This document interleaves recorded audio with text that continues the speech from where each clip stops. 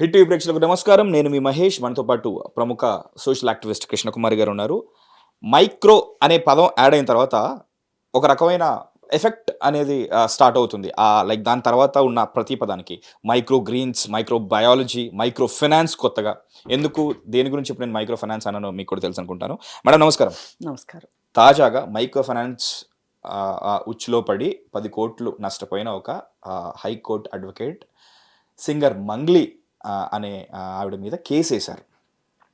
ఇక్కడ ఇద్దరు celebrities point of నుంచి కాదు.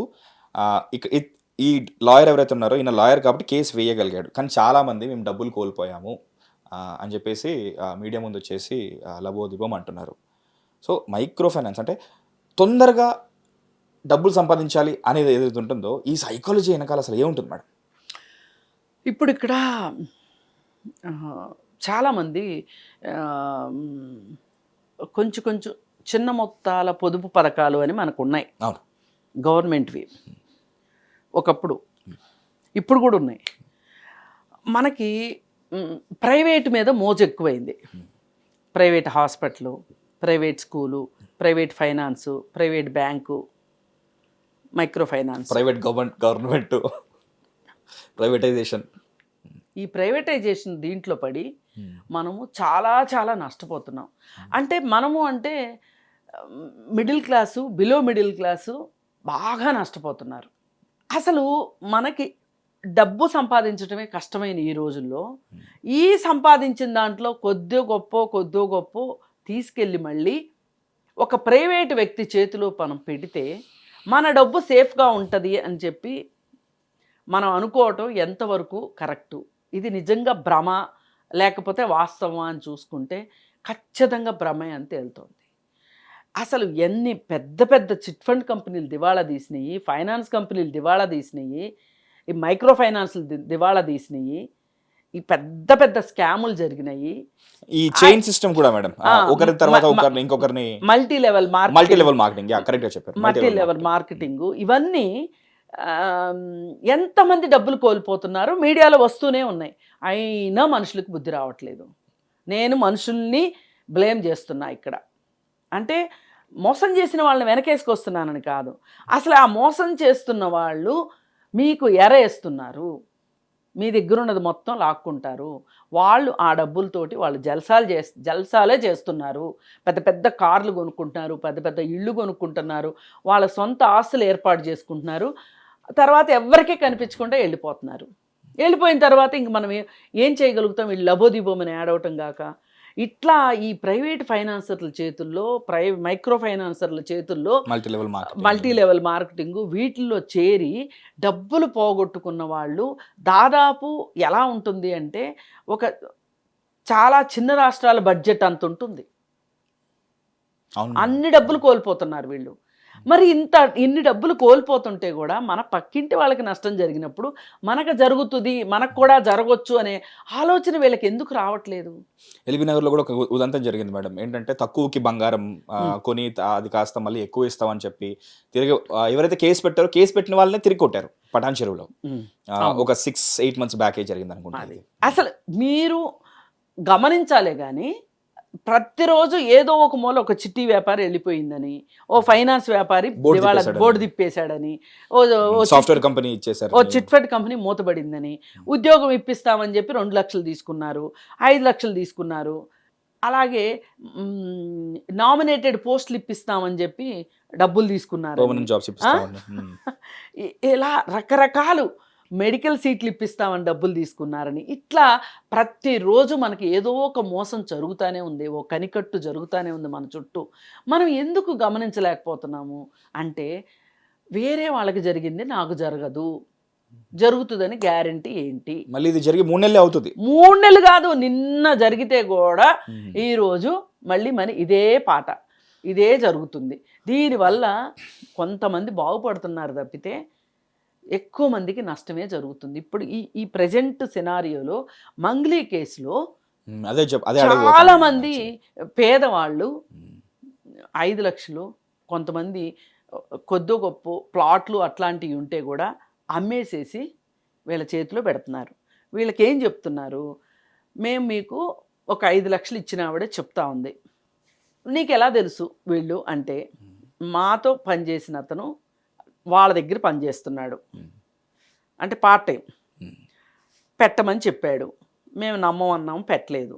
మా దగ్గర మానేశాడు, మాతో పనిచేసేటప్పుడు మానేసి ఒక 6 నెలల తర్వాత చాలా ఖరీదైన బట్టల్లో ఖరీదుగా వచ్చాడు మా దగ్గరికి. కార్లో దిగి వచ్చి ఏం చేస్తున్నావంటే, నేను ఆ రోజు చెప్పాను కదా వాళ్ళ దగ్గరే పనిచేస్తున్నాను, నేను పెట్టిన డబ్బులకి నాకు మంచి రిటర్న్స్ వచ్చినాయి, అందుకే నేను ఇలా ఉన్నాను, మీకు చెప్తే మీరు వినలేదు కదా.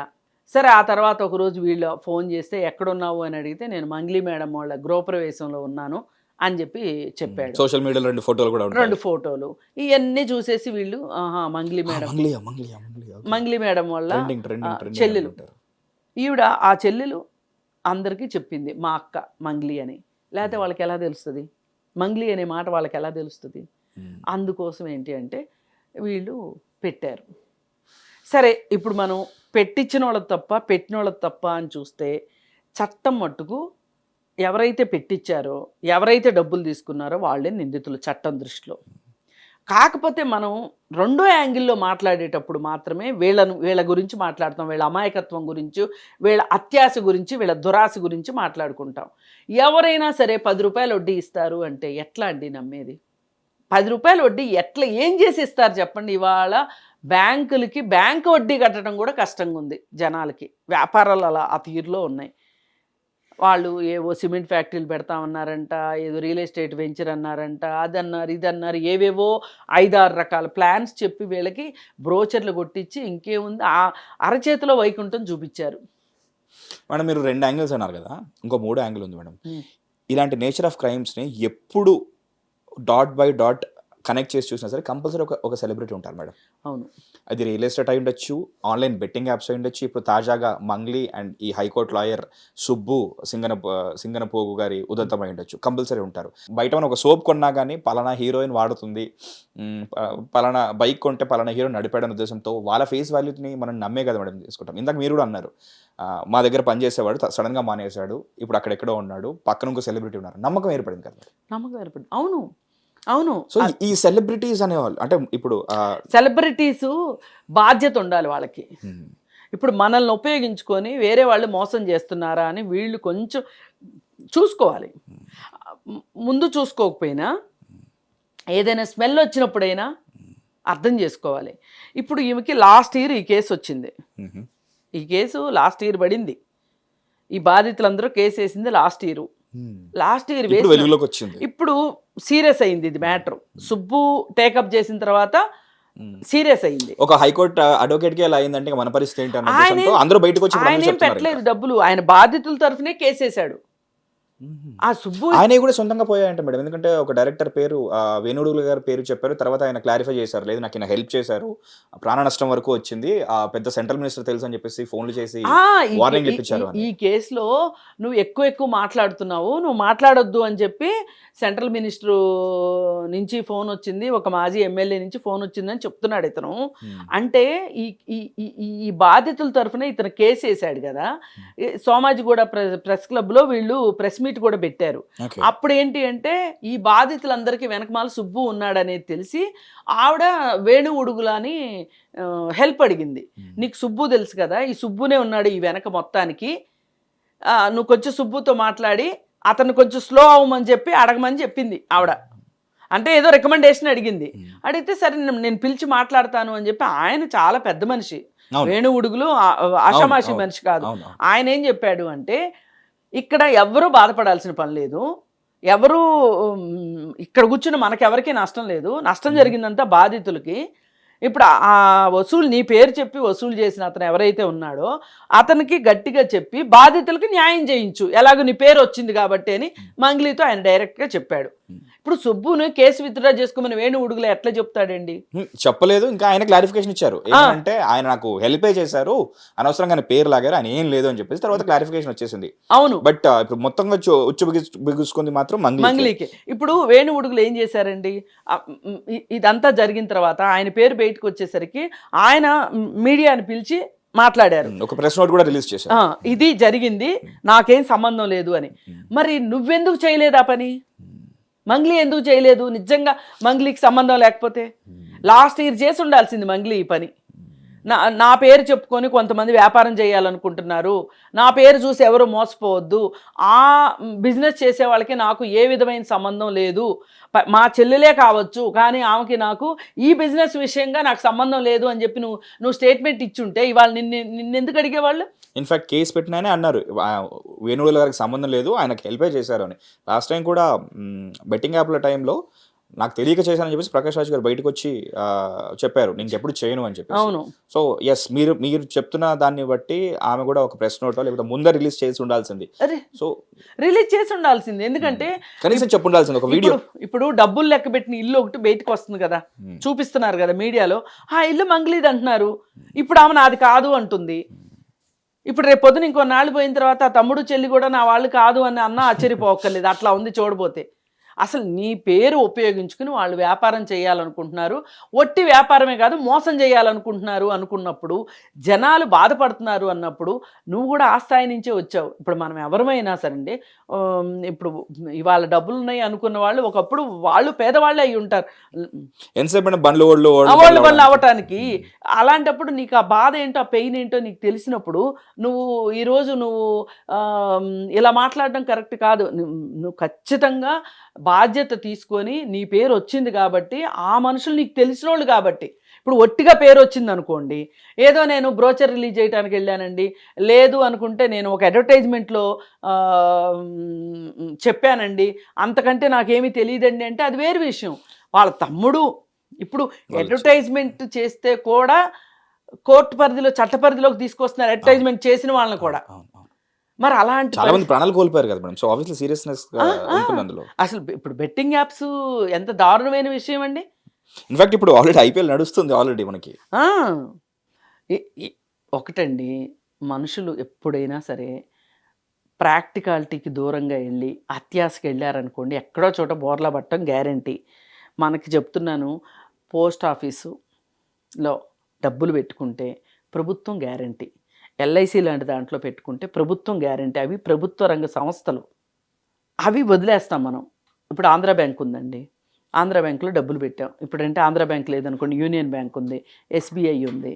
ఇట్లాంటి బ్యాంకుల్లో మనము డిపాజిట్ పెట్టుకున్నాం అనుకోండి, చచ్చినట్టు ఇవ్వవలసిందే.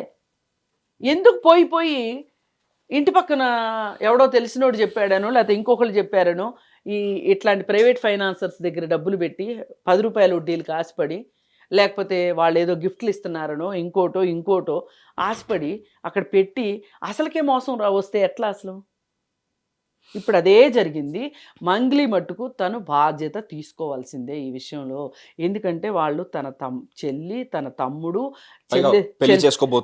చెల్లెలకు పెళ్లి చేసుకోబోయే చౌహాన్ అనే అతను, మళ్ళీ ఆ మధు అన్న అతను కూడా వీళ్ళ తమ్ముడు బిజినెస్లో పార్ట్నరే అతను.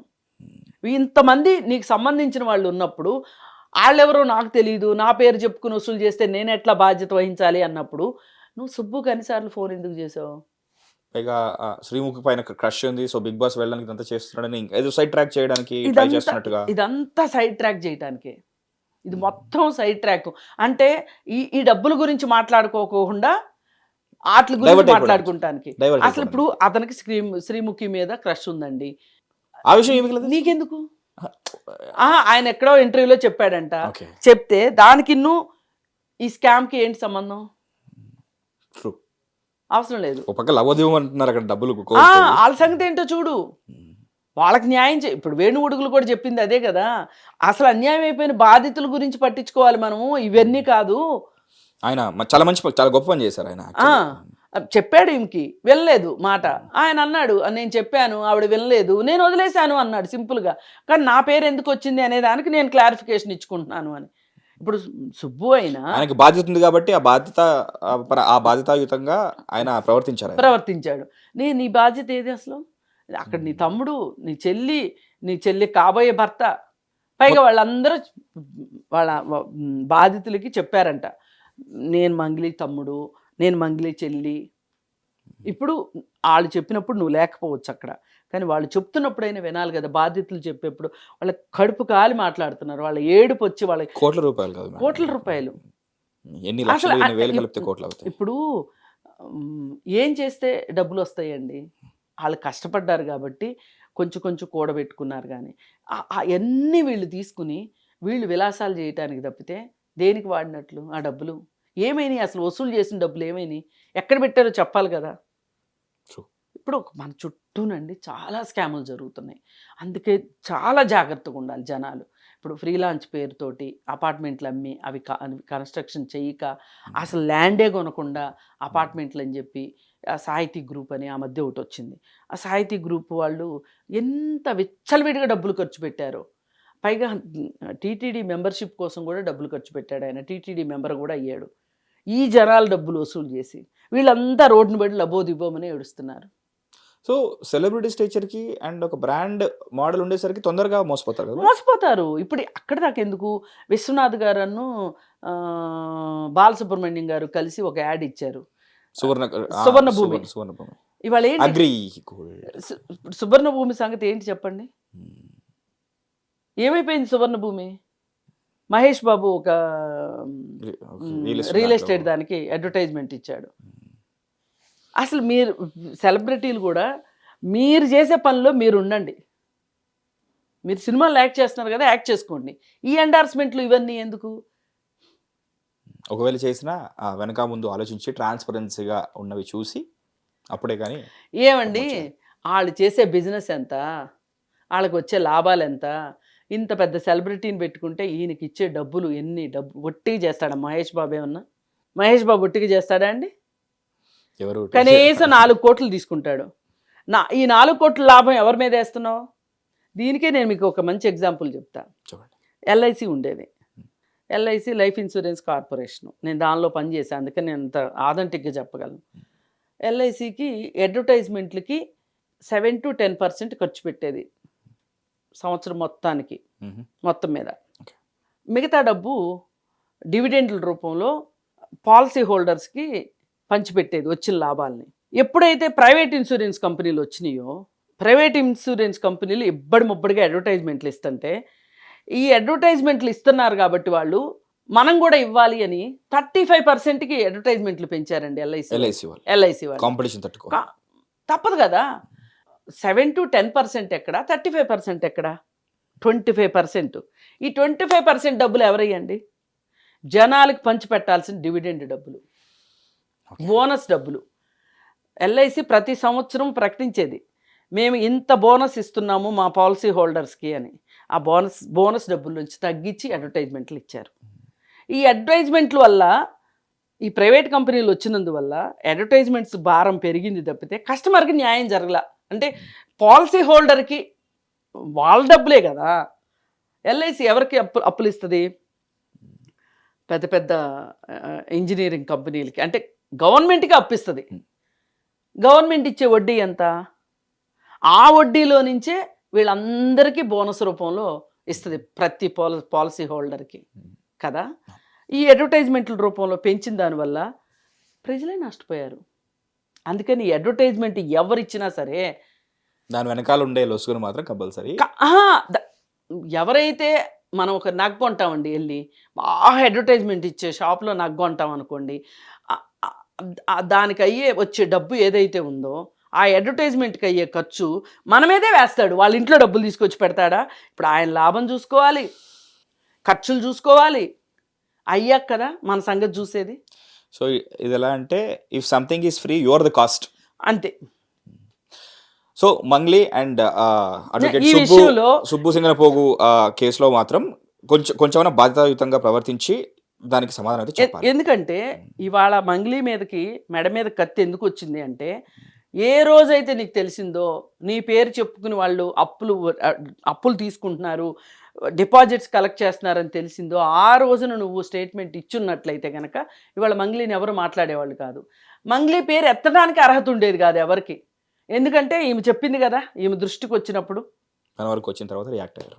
ఇప్పుడు కేసు వస్తుంది, కేసు నా మీదకి వస్తుంది. ఇప్పుడు ఎంతసేపు తన తాపత్రయమో తన చెల్లిని, తన తమ్ముడిని, వాళ్ళని కాపాడుకోవాలనే తాపత్రయం ఉంది తప్పితే, అరే నా పేరు చెప్పి వీళ్ళందరి దగ్గర డబ్బులు వసూలు చేశారు, వాళ్ళు అన్యాయం అయిపోయారనే ఫీలింగ్ ఆమెకు లేదు.